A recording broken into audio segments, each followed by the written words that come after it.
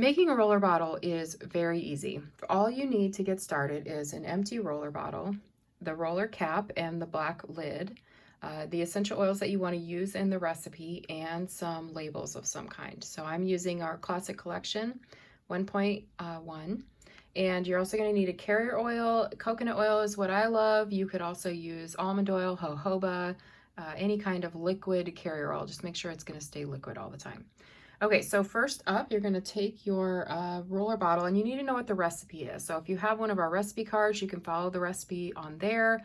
Otherwise, you can mix and match as you see fit if you're already comfortable using oil. So today I'm gonna be making the Muscle Aches blend, and I'm actually gonna mix and match a little bit differently than what's on the recipe card, just to try something different. Alternating different oils is really important for helping us have the best experience with them. So I'm going to use some Siberian fir today. I'm going to use some lemongrass, and you can't tell it, but this has some peppermint in it. So I'm going to use some peppermint too. Okay, so we're going to take our bottle here, and we're going to take our first oil, and I'm going to do about 10 drops of each oil. That's a good blend for me, and I like the way that that feels on my skin. And so I'm going to do 10 drops of each. Some oils will come out very quickly, some will come more slowly. Just, just let that be okay.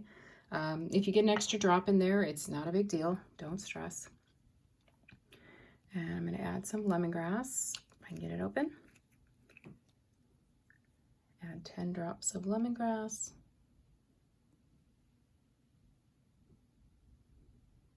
Okay.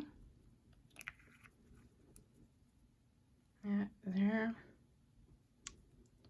And you know what? Instead of the peppermint, I think I'm going to use some lavender. That sounds really nice too. Lavender's a good soothing oil. And I'm going to add my last 10 drops of lavender here.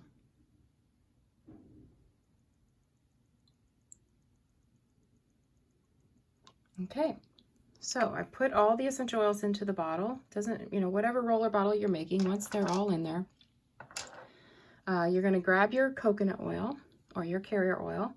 And just go ahead, I recommend using a pump top, and stick the pump top right in the bottle.